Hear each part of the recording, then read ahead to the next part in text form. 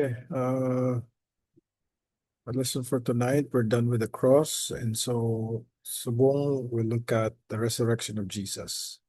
Okay, how do we know that Jesus really did rise from the dead? Okay, ano ang gin-record sa Bible to indicate that Jesus really did rise from the dead? And in a more personal note or a personal effect, because Christ has risen, what does it give to man? What does it give us? Okay. So the summary of our lesson tonight is on the third day after Jesus died and was buried, God raised him from the dead by using supernatural power. And he did this to demonstrate his power over sin, death, and hell. But before that, we'll first look at another effect sa iya kamatayon from Hebrews 2:14 to 15. Nati. Since therefore the children share in flesh and blood, he himself likewise partook of the same things, that through death he might destroy the one who has the power of death, that is the devil, and deliver all those who, through fear of death, were subject to lifelong slavery. Question: what purpose for Jesus' death do we see in verses 14 and 15? Why did he die? What's the purpose of Jesus' death? To destroy the power of death, that is the devil, and deliver those who fear death, and Okay. free us from slavery. Okay, so isa-isa ta, destroy and deliver. Sino iya gubon? Ang devil.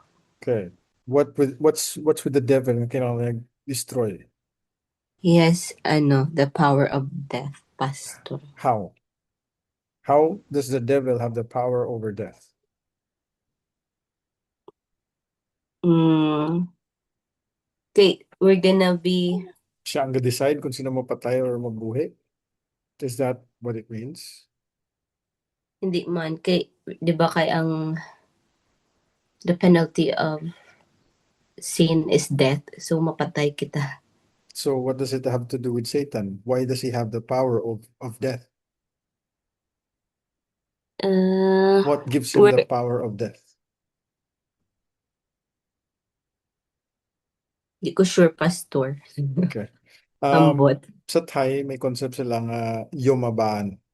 At sa Tagalog, si kamatayan. Amot sa Mindanao ko naman mana. Ang that concept is the angel of death nga do ginasugat ka sang anghel before ka mapatay. Uh, is that this concept? So the verse is saying children or the children of man share in flesh and blood, meaning kita nga mga tao are composed of flesh and blood. We're capable of we have bodies and we're capable of dying. Matawag ta nga mortality. But Jesus, being God, himself likewise partook of the same nature. Kay kung si Jesus, Ginoo lang kag wala sa nagpakatao, he would never be able to die. But Hebrews is saying that Jesus incarnated or nagsuksok sang karne, flesh and blood, nagpakatao, so that he can die, so that through his death, first he might destroy the devil, who describes in Hebrews the one who has power over death. Now let's first understand that the power of Satan over death is not absolute, but it is under God's control, who ultimately decides who lives or who dies. So, hindi si Satanas ang nag-decide kung sino mabuhi or mapatay. For example, Job 2:6. Ano hambal sang Job 2:6? Naglisensya si Satanas, nagpila sa ganang isang mga anghel, kadto siya sa Ginoo, kag naghambal sa Ginoo lang tawla si Job, perti sa katutom. Pero tutom siya because you are hedging him, you're protecting him. Take away that protection and he will curse you to your face. Satan is trying to propose that Job is only faithful as long as you're good to him. Take your goodness away, take your protection away, and he will curse you. And God was so proud of Job because he knows that Job will not deny him no matter what. Amo to nga naglisensya pa siya, ang hambal sa Ginoo sa kay Satanas, you can touch everything Only one thing that you cannot touch, and that is his life. Because even though Satan has the power over death, his power is not absolute. Meaning no one dies, no one lives that is not under the rule or control of God. But what makes Satan have the power of death is that he was a murderer from the beginning, meaning he does have power to harm people to some extent by inciting them, tempting them, leading them to sin. In that way, he has the power of death. Okay? And so, ang point lang mula sa Hebrews, it was Satan, Satan has a hand, more or less, in people's death. Ang nagtintar sa kay Adan, kag sa kay Iba, para magpakasala sila, kag mapatay sila, from the very beginning, he is a murderer. And I think ang point dira ni Jesus sa John 8 is from the very beginning, he is the one who has been inciting you, seducing you, tempting you to sin against me.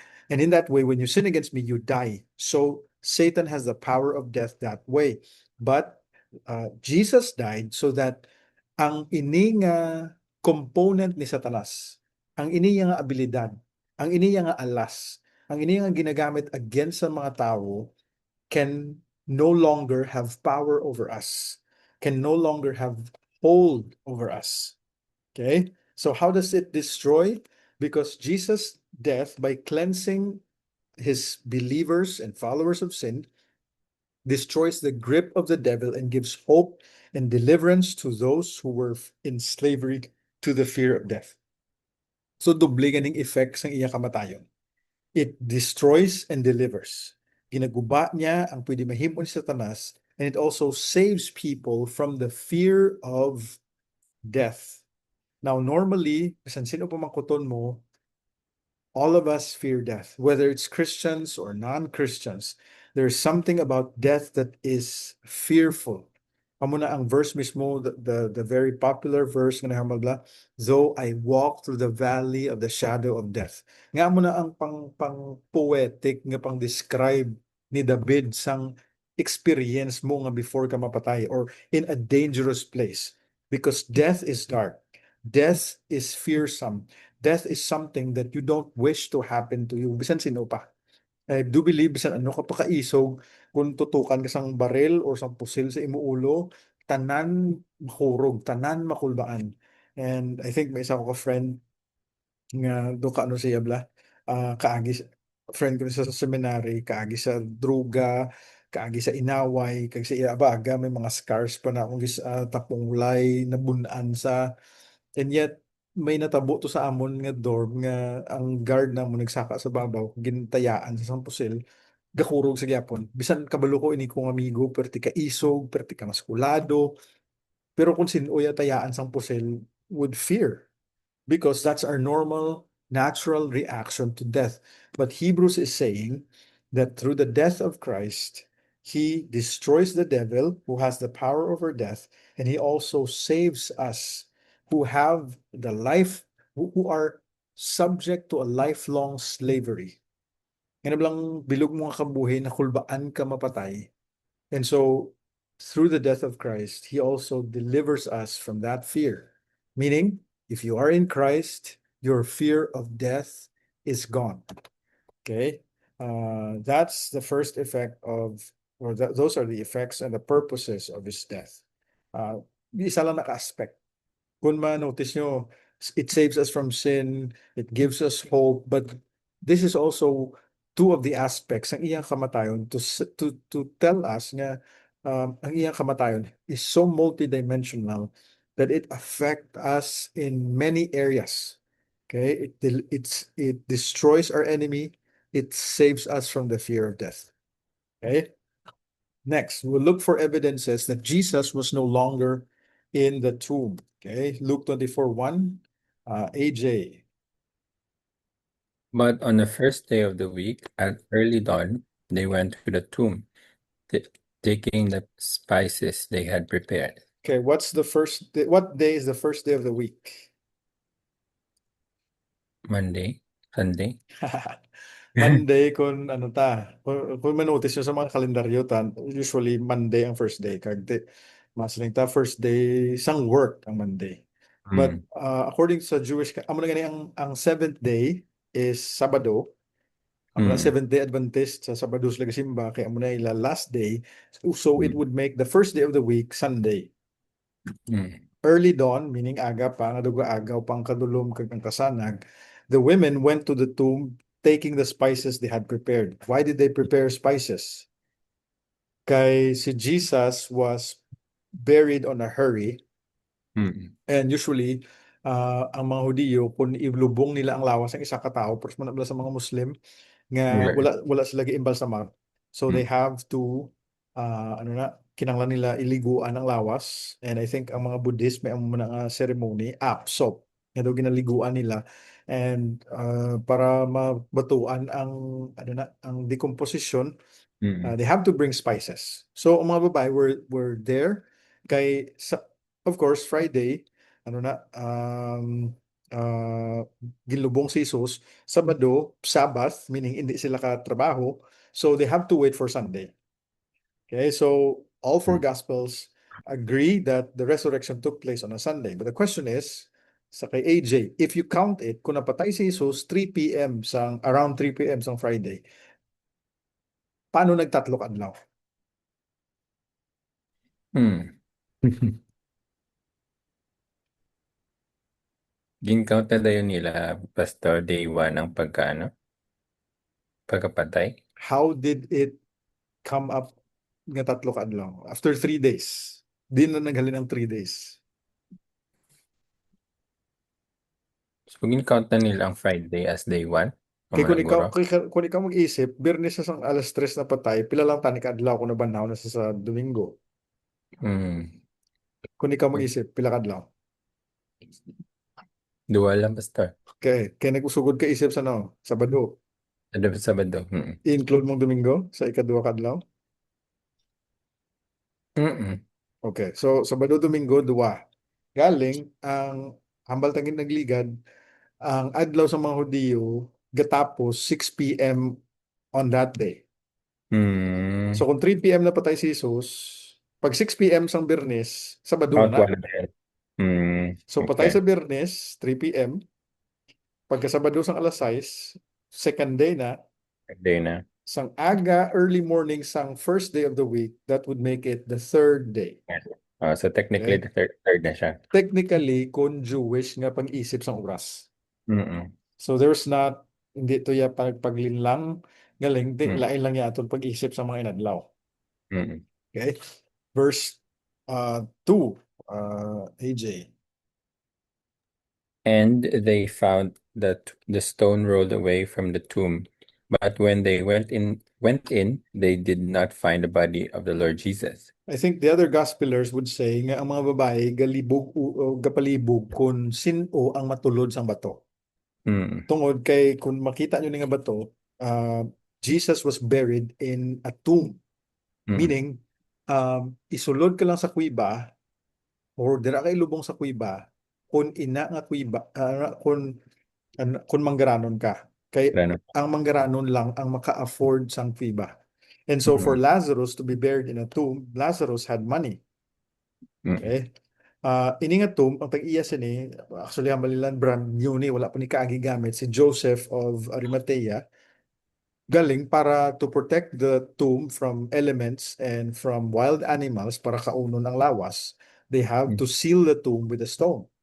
Mm. So ang mga babae na galibog ula-ulo, sino ang magtulod? Kay bisan damo pa sila, that stone would be heavy. And that would take at least some few men to roll it away. Pero pag abot nila, surprise nila nga nagbukas ng kuiba, wala nang lawas. Verse 4 and 5.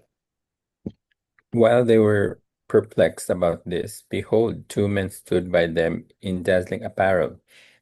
And as they were frightened and bowed their faces to the ground, the men said to them, "Why do you seek the living among the dead?" Okay, now, sino ni ang two men in dazzling apparel?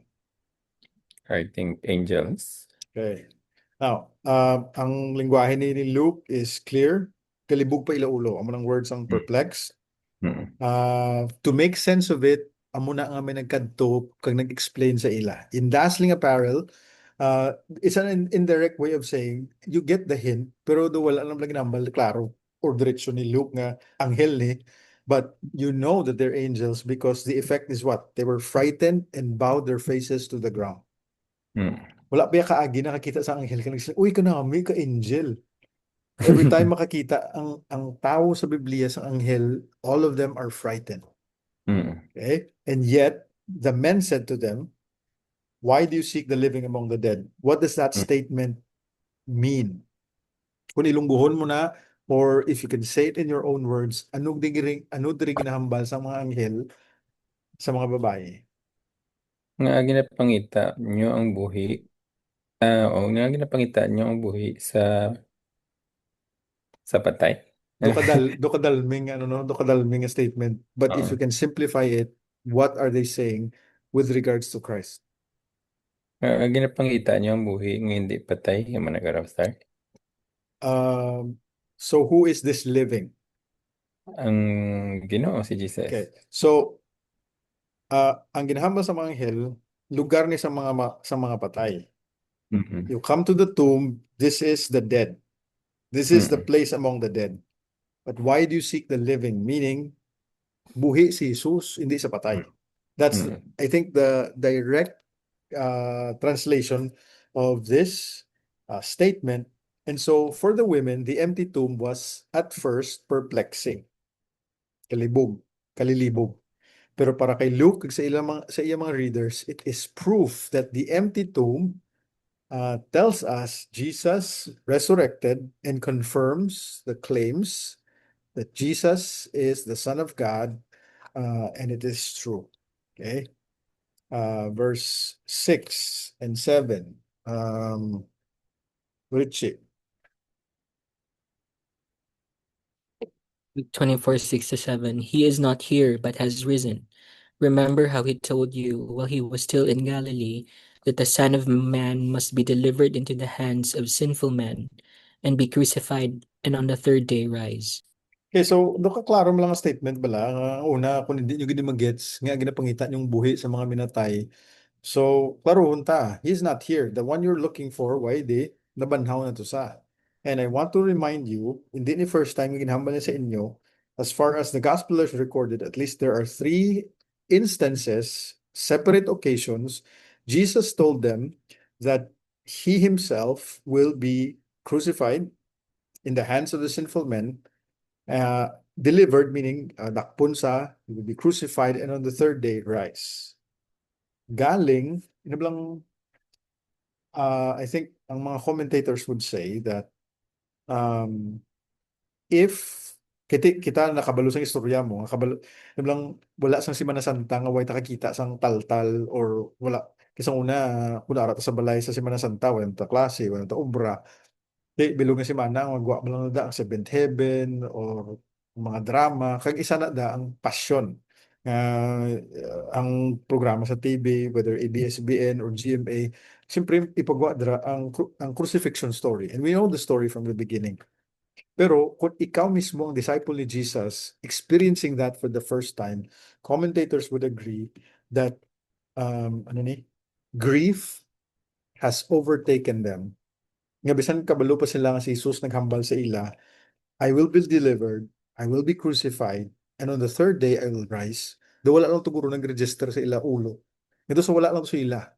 Tungod all that they felt that day, Friday, Saturday, Sunday. Amo gani anong tuyo sa mga babae nagkadto sa kuliba para hugasan ang lawas ni Jesus. They were there because they know Jesus died. They are convinced that Jesus died. And they were there to minister to his dead body. Amo na bisan paghambal sa anghel, remember, kinahanglan sila remind because they might have forgotten, overtaken by grief. Pero ang term yung gamit sa anghel is must. He must be delivered, he must be crucified, and on the third day, he will rise. So this emphasizes that there is a necessity nga matuman ang plano sa Ginoo.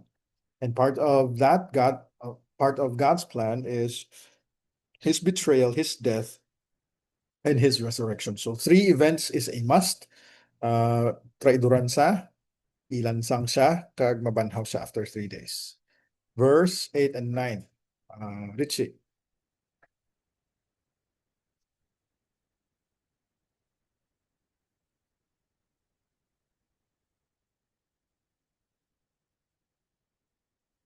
Oh.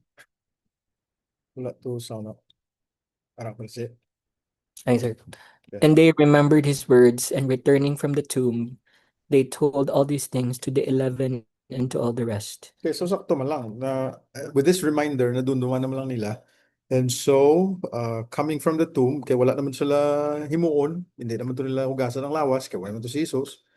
They told all that had happened at the tomb to the 11 and to all the rest. Sino ning 11? Richie. Ang 11 nga disciples, Pastor. Nga 11 na lang. Yung Judas eh. Tuntos Judas mo. -1. Sino ning the rest? Rest ang mga 11 disciples nga nabili, Pastor. The rest is I think aside sa 12 disciples, may harap pa ang pagabot sa chapter 24, ang duwa ka disciple nga naglakad pa Emmaus nga si Jesus nagpakita man sa ila. And Acts 1, may iban pa sa grupo nga I think part sini ang the rest is ang mga women, pero may grupo pa nga si Jesus disciples niya or followers niya. Okay?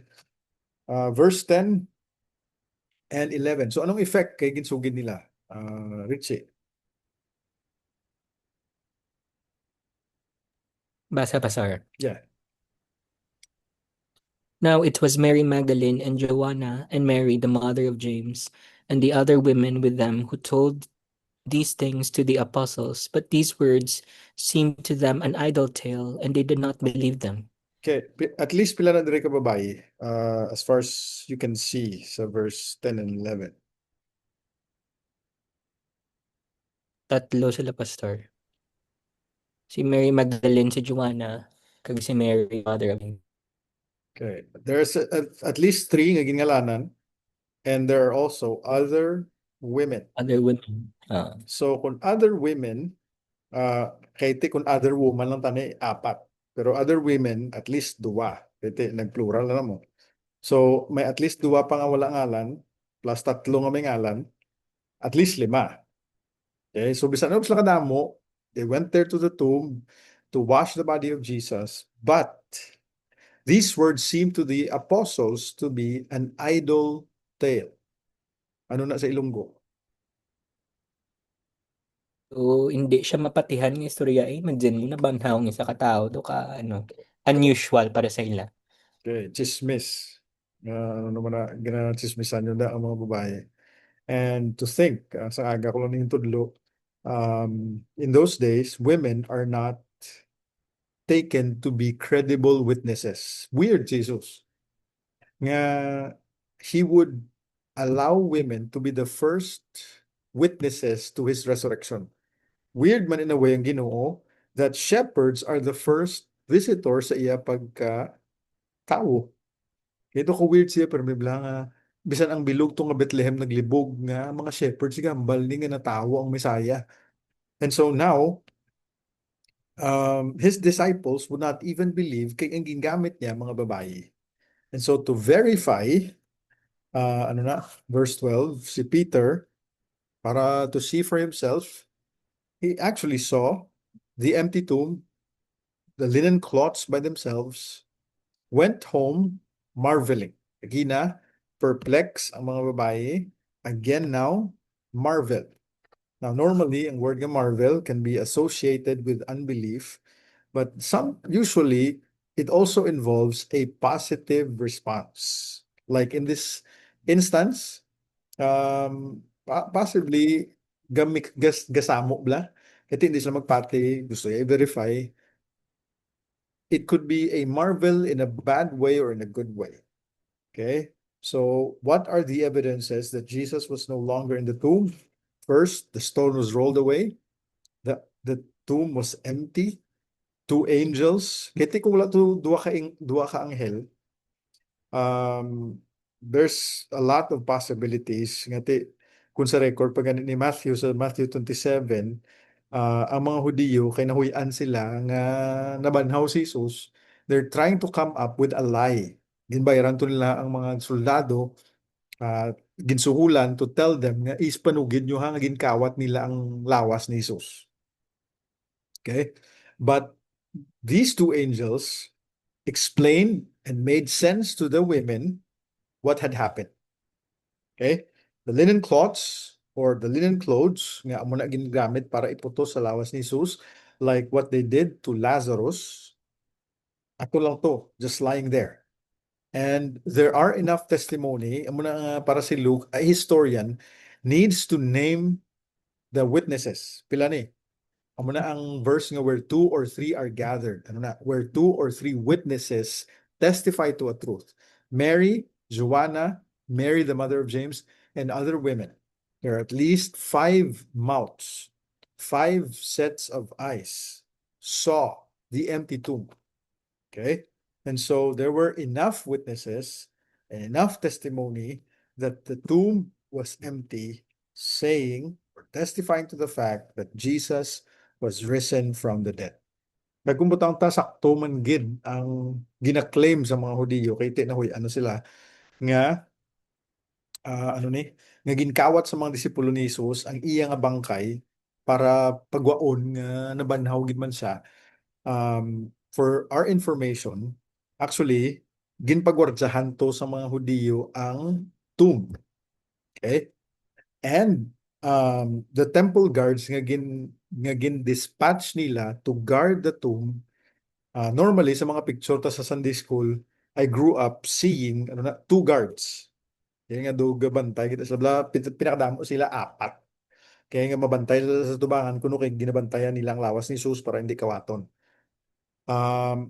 Sa account ni Matthew, may earthquake na natabo, it rolled away the stone, and the angel appeared sa mga guards, and the guards fell as if they were dead. Muna ang lingwahe sang Matthew 27. Grabe la kulba do mapatay sa kulba. Okay? But actually, ang mga gwardya sa tomb is 1 squadron. And 1 squadron can run up to about 60 to 70 soldiers. Okay? So imagine nyo lang,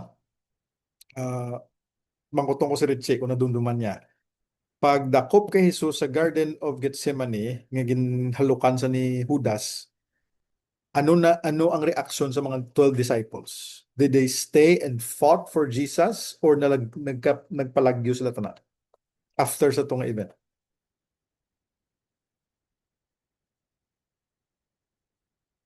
Nagpalagyo sila, Pastor. Okay. So, it could be the same squadron. Gindakop si Jesus, nalagyo sila. Ikulbaan sila basi maulamid sila. So, what are the possibility that after 3 days, nangisog ining 11 na buhi na sila isa, ining 11, ano ang posibilidad nga nangisog sila para kawaton nila si Jesus, fighting off at least 60 soldiers nga nagagwardya sa sa kuiba. They're already scared. They're cowards. Kag subong batuan nilang 60 para kawato ng lawas ni Jesus, it's impossible. So that possibility thrown out the window. And so these are the evidences that Jesus is no longer in the tomb. But aside from that, what did Jesus do to prove that he was not just a spirit and to prove that his physical body was raised from the dead? Nati, kung bugta ka ba? Basahon, Pastor. Yes. As they were talking about these things, Jesus himself stood among them and said to them, "Peace to you." But they were startled and frightened and thought they saw a spirit. And he said to them, "Why are you troubled, and why do doubts arise in your hearts?" Now, fast forward, kay kagina nag-end sa verse 12. Fast forward, this is in another setting. I think they're in a secret room or in an upper room. Sa tunga time, they were meeting in secret, fearing the Jews. Ito, init pa tunga si mana mo. Ilang master was just crucified, and kulbaan sila that if people would know of their meetings, base sila maulamid man. And so that was a close meeting, that was a close room, but all of a sudden Jesus nagpakita kag nag-greet. Ang peace to you is sawatdi or mabuhay sa amo na ilang greeting sa Aramaic. Amo tong nakibot sila. Startled and frightened. Thought they saw a spirit. Now, si Jesus ang nagpakita ha. Feeling mo na nga amo nila reaksyon.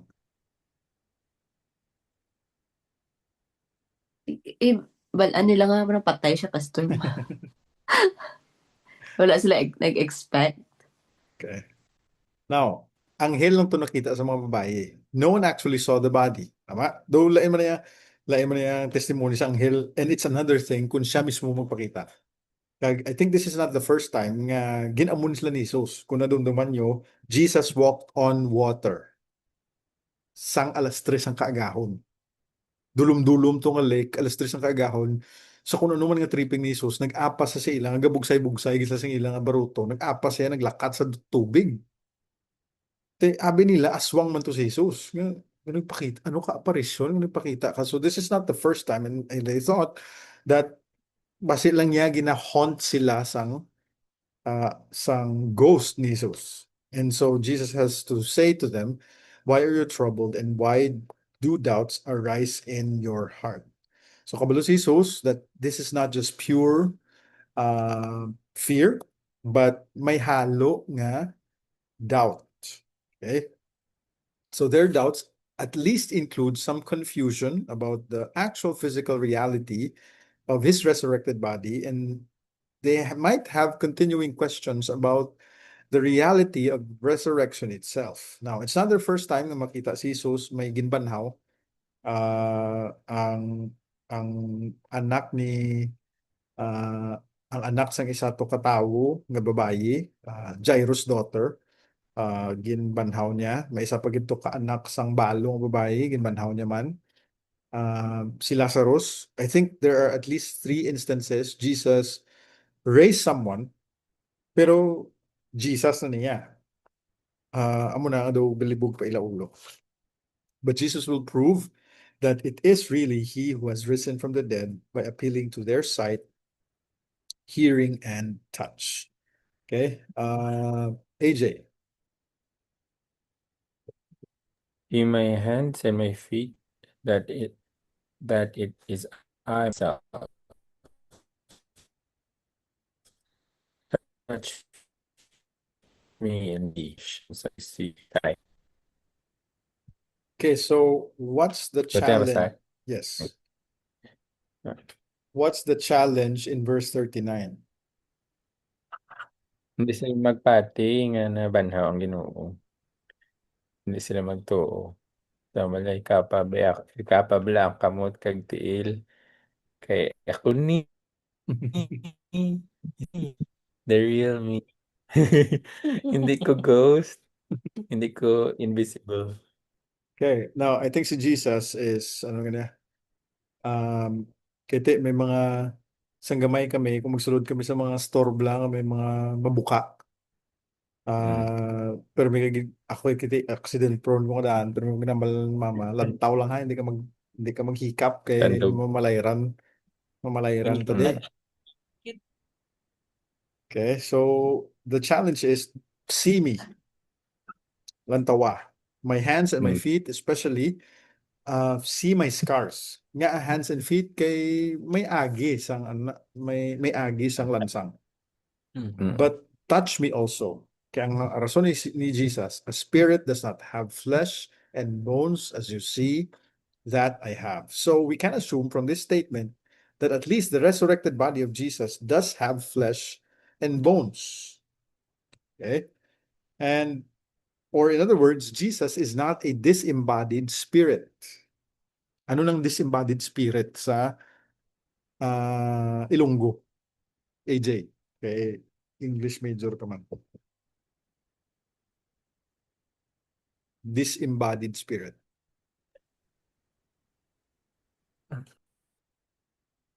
Hindi ko sorry.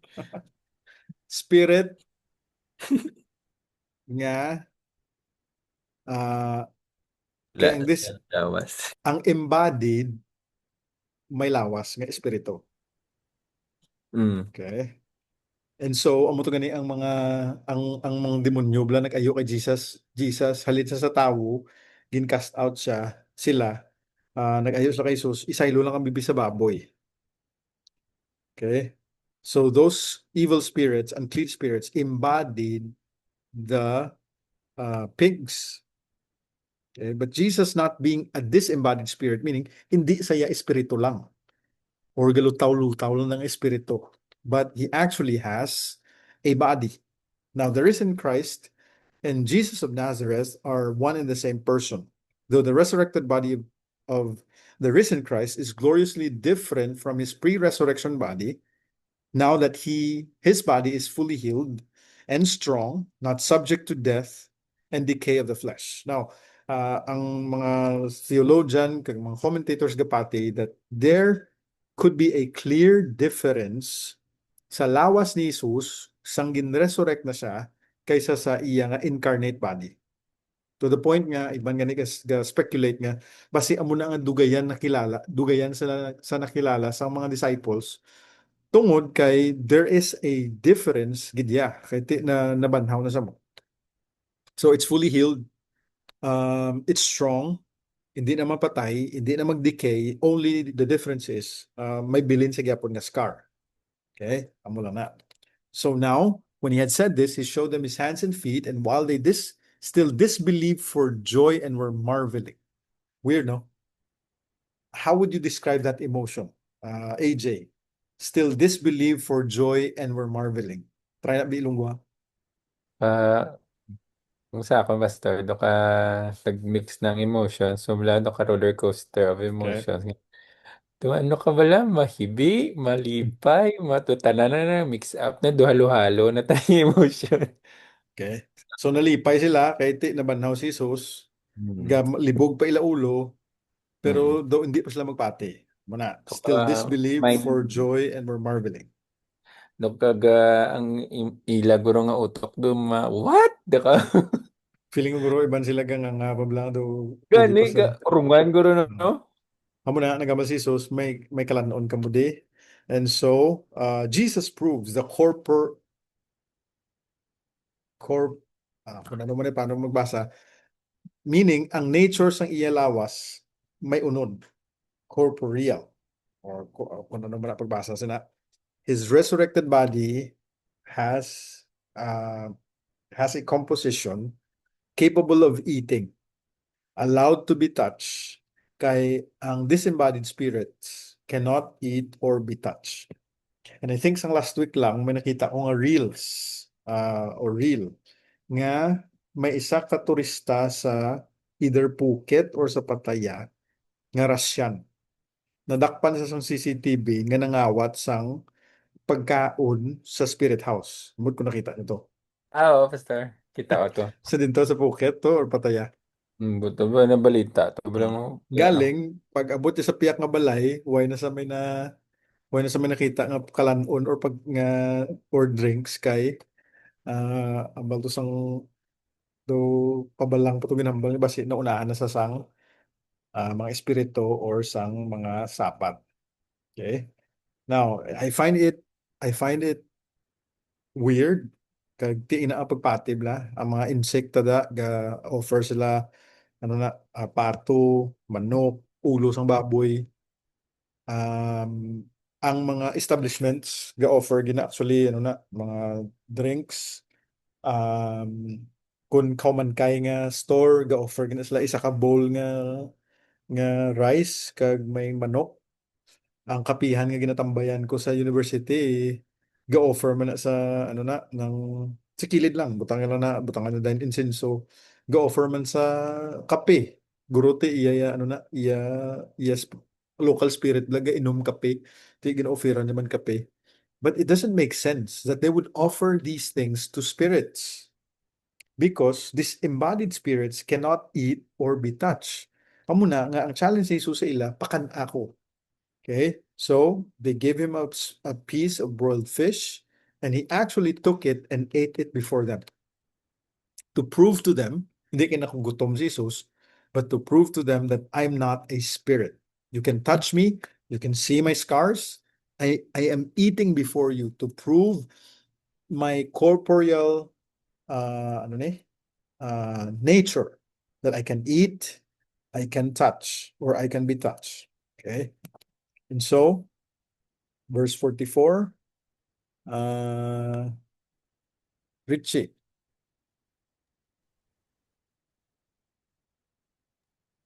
Then he said to them, "These are my words that I spoke to you while I was still with you, that everything written about me in the law of Moses and the prophets and the Psalms must be fulfilled." Okay, law of Moses, the prophets, and the Psalms are three summaries ng Old Testament. Tatlo ni ka-section sa Old Testament. So, ang ginambal ni Jesus, ang tanan nga ginsulat sang Old Testament about me must be fulfilled. Kag actually, ining mga butang nga ginhambal ko na sa inyo, gintuman lang. Kag nagsanto ni sa ginhambal na nauna sa Old Testament that the Messiah will come, the Messiah will be betrayed, will be crucified, and after the third day, rise.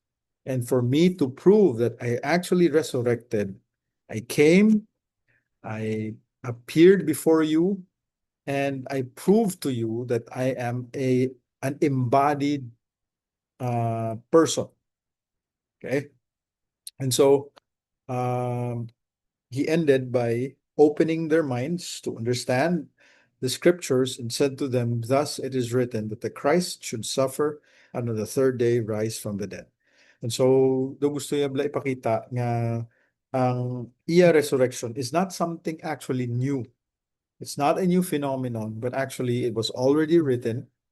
Kumuna, no wonder why later on, pagwali na sa mga apostles, they would connect his resurrection also to the Old Testament scriptures. Okay, his suffering and his rising from the dead on the third day. Okay, so true understanding of the scriptures so that one understands how all of redemptive history fits together. Muna, isa mga karami bla, I think this is one of those gifts nga if the Bible starts to make sense to us. And I'm sure si Richie kag si Nati nagdako sa Catholic Church sinablang gawalid ang pare do laban man na joke guro madumduman mo kay either basahon na nila sa Latin or kung may ginabasa man na nga gospel inablang are they actually explaining this so that I can understand and make sense of God's word? Kag kami ni AJ nagdako sa simbahan samo man may mga gawali man ang mitsindihan mo, may wali man ang palagpat lang. But it's one of those blessings when God would open our minds and make sense to us the scriptures. Kag makita mo bla, makonect mo ang dots ngayon Google no?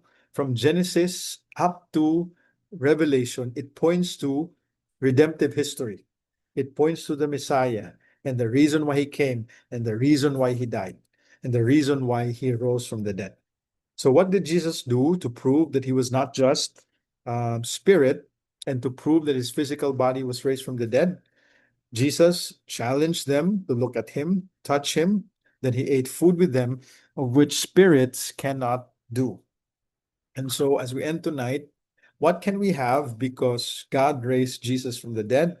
Number one, we can have confidence that what Jesus said about himself was true. Okay? And kahit ang rason nga kung wala sa nabanhaw, he's not at all different from any other hero. I know in every plaza may arat na estatwa niya. Jesus would not be different from Rizal. Jesus would not be different from Buddha. Kaya may nakalocate sa lawas niya. Jesus would not be different from the Prophet Muhammad. So he's a good moral religious teacher, but he's not more than that. But because he rose from the dead, we can have confidence that all that he said about himself was true. And the crowning moment to prove to us, ang tanan niya ginhambal matuod kag masaligan ta siya, is that he rose from the dead. Number two, we can also have confidence that God was satisfied with his death as a payment for our sins. Kaya doon naman last time, Father, why have you my God, why have you forsaken me? God forsook his son on the cross for our sake. Pero paano takabalo nga ang amay is already good with him? Nga nabato na tong iyang sacrifice. Acts 2:24, nati. God raised him up, losing the pangs of death because it was not possible for him to be held by it. Okay, God raised him up. May mga verse, Acts 3, nati. But you denied the Holy and Righteous One and asked for a murderer to be granted to you. And you killed the author of life, whom God raised from the dead. To this we are witnesses. Okay, grabe nga turasok ni Pedro sa mga, I think he was preaching to the same crowd on the Feast of Pentecost who 40 days prior shouted, crucify him. Siya yung tudlo nila, you denied, ang tawag niya kay Jesus, Holy and Righteous One, because he was sinless. And you asked for a murderer, who is Barnabas, to be granted to you, and you killed the author of life. Lang tawag lang mga lingwahe ni Pedro. How can you kill the author of life? He is the source of life. He is the giver of life. But you killed him because Christ was incarnated. And yet God raised him from the dead. To this we are now witnesses. And lastly, Romans 4:25, nati.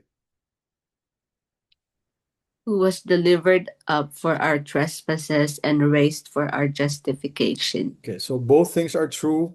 Si Jesus, traidoran, kag lansang para sa atong mga sala. But at the same time, he was raised so that we can be proclaimed, forgiven, and righteous by God. Okay, so now that Christ rose from the dead, we can have confidence nga ang ginsettle niya nga debt sa atong mga sala before sa iya amay, ginbaton as payment for our sins. His justice was satisfied. And so what he said on the cross can be true. It is finished. It is all paid for. And lastly, as you think back over what we have studied, how would you answer this question? And so this question would also be for all of us.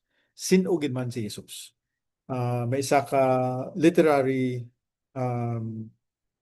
well-known nga manugsulat nga maya, there are only three possible answers to this question, who is Jesus? He proposes either Jesus was a lunatic, buang, he's either a liar, or is either God. Either he was Lord and he is Lord.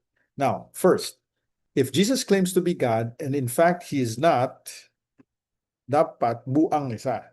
And we have seen this enough. I think sa bilog nga kalibutan, ang Pilipinas pinakadamo nag-claim nga Messiah.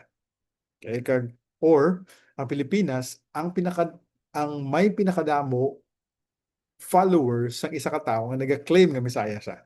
Kag subong ginapangayo sang Amerika nga i-extradite sa nga kasuhan si Apollo Kibuloy. Okay, ga-claim sa nga Messiah sa he's a madman. He's a lunatic. Or if he is neither God, hindi sa Ginoo, hindi man sa buang, he has to be a liar, deceiving others by his lie. But third, if he is neither of these two, okay, hindi sa buang, hindi man sa butigon, he must be God. And you can only choose one of three possibilities. Now, let me tell you, ang si Jesus kuno sa ari sa duta produced mainly three effects on any of the people who actually met him. And these effects are all extremes. Either you hate him, you're afraid of him, or you would adore him. Kag hamaya, wala gid ya ka makita, nakakita kay Jesus nga may ara lang mild approval. Ngano ga tando-tando lang, okay lang ko na siya, o mapasakay lang ko. Wala sa amuna. So it's either you hate him like the Jews enough to crucify him, or you're terrified of him like the demons are, or you either adore him, believe him, and proclaim that he is Lord. Amo na si Lewis mismo naghambal, Jesus would either be a lunatic on the level with the man who says he is a poached egg. Iti, claim nga itlog sa buang na sa dapat. Or he would be the devil of hell, kay kabutigon sa iya. But you must make your choice. Either this man was and is the Son of God, or else he was a madman or something worse. But now it seems to Lewis, it's obvious that he was neither a lunatic nor a fiend, meaning hindi man sa demonyo, hindi man sa malaot na tao. And consequently, however strange or terrifying or unlikely it may seem, he had accepted the view that Jesus was and is God. So this is a personal confession of faith. Kag I think si Lewis, gipamatudaan niya lang iya nga theory nga na-observe sa Biblia nga wala nakasugata kay Jesus, nga wala nakaproduce ng extreme effect. Some people hated him, some people were terrified of him, but Lewis ended up concluding like the disciples, I adore him. He is God, he must be God, he is my Lord. Okay, so for tonight, number one, because of his resurrection, we can trust every word, every claim, and every promise of Jesus. Number two, because of his resurrection, all who believe and trust in him will also rise from the dead to a glorious life. Because I rise, you will rise also. Ang mga promise ni Jesus. 1 Corinthians 15. Richie. But in fact, Christ has been raised from the dead, the first fruits of those who have fallen asleep. For as by a man came death, by a man has come also the resurrection of the dead. Ang tawag ni Pablo sa iya, he's the first fruits of those who have fallen asleep. So, ang tanan nga napatay nga ara sa iya, siya ang pauna nga sample of a coming harvest. Nga kung ano, ang ginambal din ni Pablo, kung ano ang pagkabanhaw ni Jesus, we will also receive the same manner, the same body of resurrection. Because as by one man came death, that is through Adam, by one man, the last Adam, who is Jesus, will also come the resurrection of the dead. And so, emphasize what sa verse 22, as in Adam all die, so also in Christ shall all be made alive. But the order is Christ the first fruits, then at his coming. So ang harvest, amo na nga wala pa may nabanhaw as nasubong. Nabanhaw si Jesus 2,000 years ago. He is the sample. And the coming harvest is those who belong to him will rise at his coming. Rather, so Romans 8, he who raised Christ Jesus from the dead will also give life to your mortal bodies. Okay, so because of Jesus' resurrection, all who believe and trust in him will also rise from the dead to a glorious life. And lastly, because of his resurrection, we can have hope in the face of death, and all fears of death can be conquered. Ilimaton ko ang Hebrews 2:14 that through death he destroyed the devil who has the power of death, and he is able to deliver us who through fear of death we were subject to a lifelong slavery. Okay, and so if you still have a fear of death, look to Christ. Because of his resurrection, we can have hope in the face of death, and all our fears can be conquered. I think ang last nga stanza sang 10,000 Reasons, ginsulat na sang author to face his own death. Ang habas ng third stanza, and on that day, when my faith is failing, the end draws near and my time has come. Still, my soul will sing his praise unending. Doon lang, I think ginkuha na kay Isaac Watts nga the hymn English nga hymn writer nga kung mapatay man ko, kung magluya man akong pagtuo, tungod sa imo, kag mag-abot na akong oras, I can still face you with so many reasons, 10,000 reasons to proclaim your praises, because Jesus rose from the dead. So tonight, have you made Christ your only trust in facing your death or conquering the fear of it?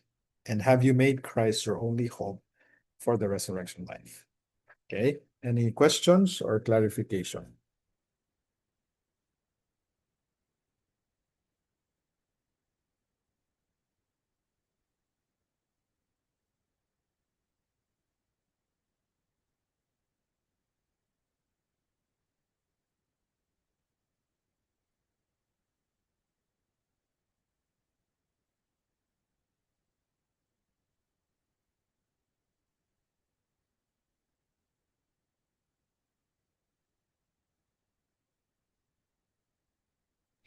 Pastor, Yes. yes lang. Although ang scripture, di ba naghambal nga on the third day ma-resurrect si Christ, si Jesus. Pero ano gid man ang significance nga mag-wait sila 3 days bago mag-resurrect si Christ. Although ara siya sa scripture, di ba nga ano siya, nasulat gid siya nga on the third day he will rise again. Pero ano gid ding significance nga 3 days gid lang mahulton. Curious lang man. Okay. Good question. Sign Jonah. So yeah. Verse,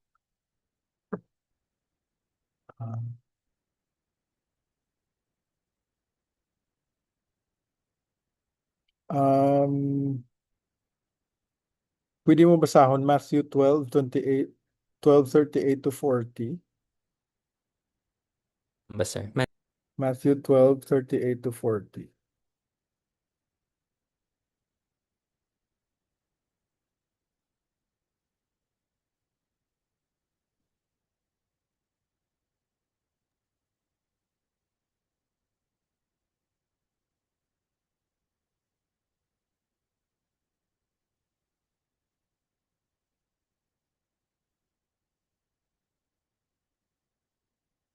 Naka-off mo mic.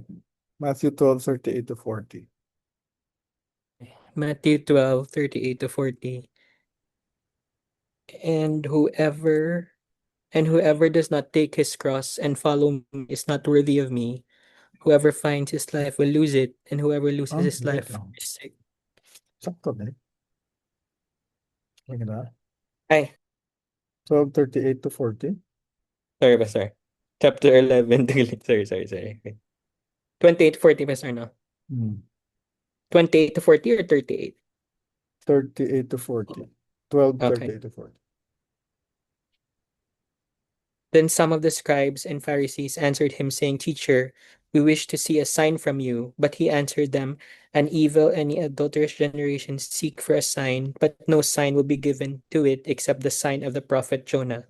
For just as Jonah was 3 days and 3 nights in the belly of the great fish, so will the Son of Man be 3 days and 3 nights in the heart of the earth. Okay, ang mga Jews, pero may kapayo, sign. Jesus showed them enough sign. Muna, pero may hambal sa mga apostles, by signs and wonders, he was approved to be the Son of God. Pamatud-an nga anak sa sang Diyos, pamatud-an this, that he's just more than a mere man because of the signs he were able to perform. Ano signs? Miracles. Miracles are a proof of his claims. Galing ka mga Hudiyo, hindi ka mo pati. The remaining sign left for you is what? The sign of the prophet Jonah. You know what's the sign of prophet Jonah? Ano pagka-describe sa verse 40? For just as Jonah was 3 days and 3 nights in the belly of the great fish, so Okay. will the Son of Man be 3 days and 3 nights in the heart of the earth. Feeling mo anong meaning sang sign of Jonah? 3 days and 3 nights. Dabalang 3 days and 3 Connected kay nights. Christ.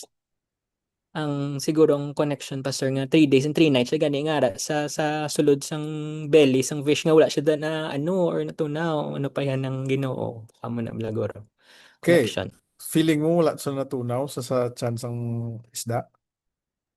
For sure natunaw gid siya guro kay grabe may acid man di ba ano lang. Okay. Common sense.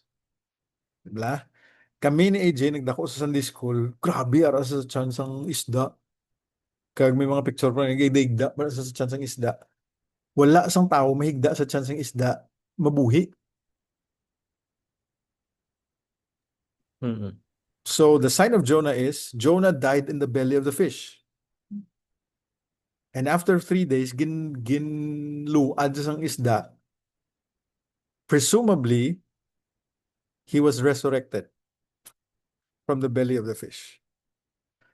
So ang point rin ni Jesus sa 38 to 40 is, gapangayo ka mo sign, the only remaining sign left for you is, I will die and I will rise again after 3 days. Now, why 3 days? One is to fulfill prophecy.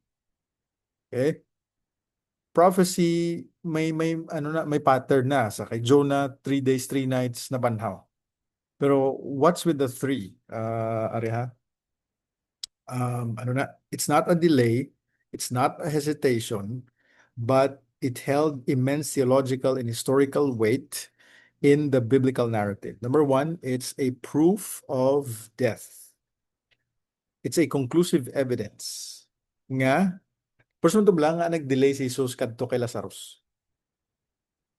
Nga ano to gani ang mga utod nga ngambal 4 na kaadlaw nang patay si Lazarus. Mm. Gapanimaho na. So he waited 3 days to prove to everybody, I'm dead. Kag the way nga naging present ni Luke na ano to ginubra sa mga babae nga nagkanto sila sa kuiba because they were there to bathe the body, a dead body. They were there for the dead body. Okay? Kaya may may mga theory nga si Jesus na ano lang kuno na ginresuscitate. Wala ginresurrect. Anong kinalain sang resuscitate kag sang resurrect? Richie. Resuscitate meaning near death kay nga ginabuhi kaliwat pero ang kumbaga ga-breathe ka pa, may vital signs ka pa pero i-resuscitate ka lang para mag-normalize yung mga ano. Okay. Resurrect patay ka na gid, nabuhi kaliwat. So hindi to coma, hindi to lipong. He was truly dead. 3 days, 3 nights. Okay. Now, an ancient popular thought regarded physical death as fully absolute and irreversible once the spirit had departed over a multi-day span, leaving no room to dispute the reality of the crucifixion. So sa ilaman culture mismo, you need multiple days. Hindi lang isa kadlaw, 2 kadlaw, dapat at least 3 days. And number two, it also fulfilled his own words. Pero may ginahambal, I must be betrayed, I must be crucified, and after 3 days, I will rise. Okay?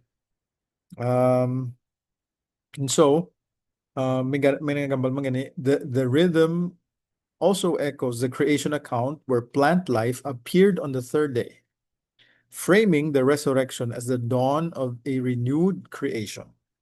Okay, kasi sa third day gintuga ang mga ang mga plants. And so do may nagbunga bla kay may isa gani ka paanggid si Jesus nga unless the seed dies and falls to the ground, it can never sprout anew. And so do muna ang picture sa ako galingon kinahanglan ko mapatay so that I can rise again. Okay, so good question. Give us sir. Any other questions?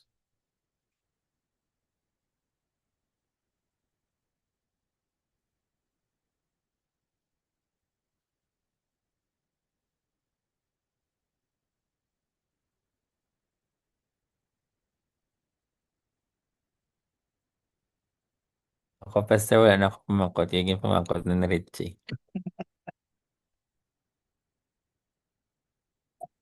Ako man, Pastor.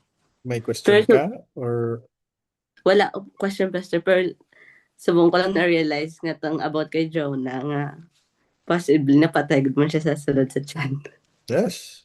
Kaya Mga do is- until now, ako ang ginaisip kay daw aral lang siya to sa baba ng isda for 3 days. Okay. A big fish could be a whale, but it could be any big fish. Kaya kung dagko ang mga isda, hindi man sila hindi man sila shark nga usapon ka antes ka magsulod. Kaya kung shark to, laban-laban, why to bilin si Jonah, pudpud na to sa pag-abot sa tiyan. So, tunlon gid saya. Galing may acid. Amo na, Wala to specify, di ba, pastor, nga ano gid siya, whale. big fish lang. Big fish lang. Okay, Oo. ito yung mga big fish, mga butanding, o kung ano naman wala man usap, tulon ng mga diretso. And ang process nila to digest food is release stomach acid or bile acid. Tama? Bile acid. Sa acid. Oo. Amo na nga, amon maestro ga, kay ti Old Testament, ano sa mo, major. Amo sa nga, most likely, pagwa ni Jonah sa, ano ba, pagtapak higit sa beach, Ah, may acid pa tong lawas. Kaya tunaw-tunaw, blang tsura nga do, deformed na blang lawas. Part na makulbaan ang taga Ninibe. Kay gapati sila nga do sa ila folklore nga may pagpati sila nga kung may isa ka tawo nga nagwa sa isda, mm, nga do it's something a sign from God or mo na nga do amo to nga namati isla kay Jonah kay nagwa sa halin sa bakbasang isda. oh, daw supernatural nga ang Yes. correct. Kag sinubi mo pati nga ara ka sa chance ang isda mabuhi ka after 3 days.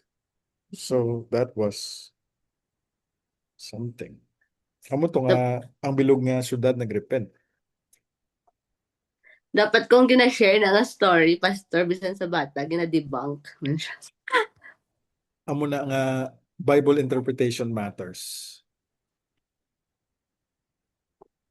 Mga kinahanglan maintindihan mo ang Biblia sang insakto, hindi kay storya-storya ko na sa bata. It's a cute story sa mga bata.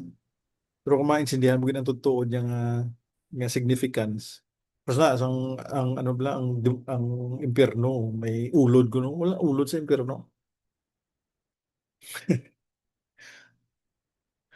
Wala ulod sa impyerno, pero lugar na sa mga minatay. That's what it means. Okay, so that's the sign of Jonah. 3 days and 3 nights in the fish's belly. Because after the third day, he emerged out of the belly's fish. Kaya maganda sa may strong prayer ni Jonah sa Jonah chapter 2. Do prayer na sa tao nga do mapatay na. Nga hindi siya mag-pray sa amuto kung hindi na sa tutang gimatayon because he knows he's about to die in the belly of the fish.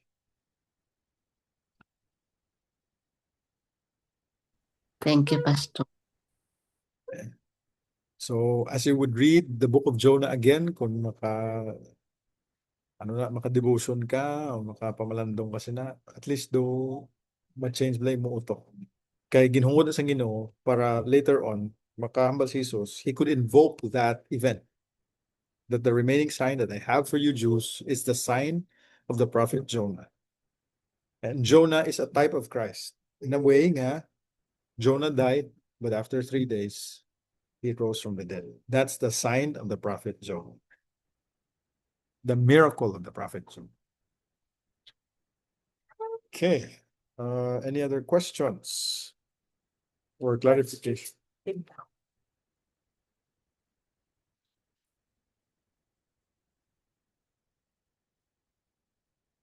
Tura mo, Wala na, pastor. Juju, kit-kit ba? baho gatas.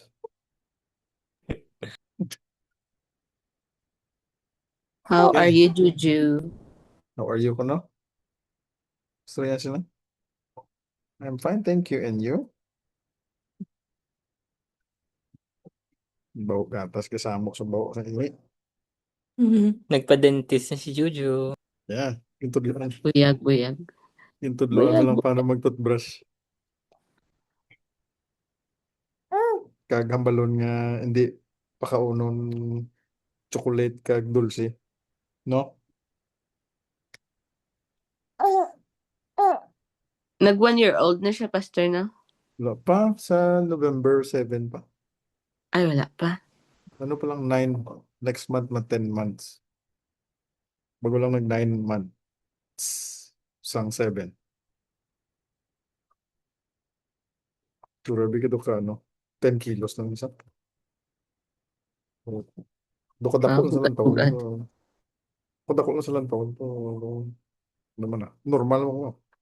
Para lang sa galing sa piyak nga ensang spectrum sa mga normal nga bata. high range ng spectrum sa mga normal nga bata. So at least hindi sa abnormal. Grabe naman. Drink na milk. Go na milk. Kaya pray na kami. Okay, let's pray. Ginoo, salamat gid sa sining gabi sa imong pulong kag sa pagkabanaw ni Jesus. Salamat sa paglaom may mayara kami sa iya, and the hope of our own resurrection life is in Christ. And salamat sa ining paglaom. Salamat ka sa iya, Ginoo, madula ang hadlok namon sa kamatayon kag ginguba niya ang mahimo ni Satanas para gamiton ang sala para patyon kami. Thank you, Lord, for what you did through your Son, and for tonight that we can honor you by studying your word, by knowing your word, and by growing in your word. And kabay pa, maging klaro sa amon as with C.S. Lewis, kung sino man si Jesus, either buang sa, butigon sa, or he is actually God and he is our Lord. And so, Lord, I pray that we can make that own confession and place our full trust and hope sa kay Kristo Jesus. Kag salamat nga ikaw padayon pud sa amon trabaho, ikaw yung magatipig, magiya, especially maga-protect sa amon sa adlaw sa kung ano man nga mga katalagman or kalainan nga matabo, and we commit our lives to you. Lead us in your way. This is our prayer. In Christ's name. Amen. Amen. Thank you, Pastor. Thank you everyone. Pwede ka pabilin si Richie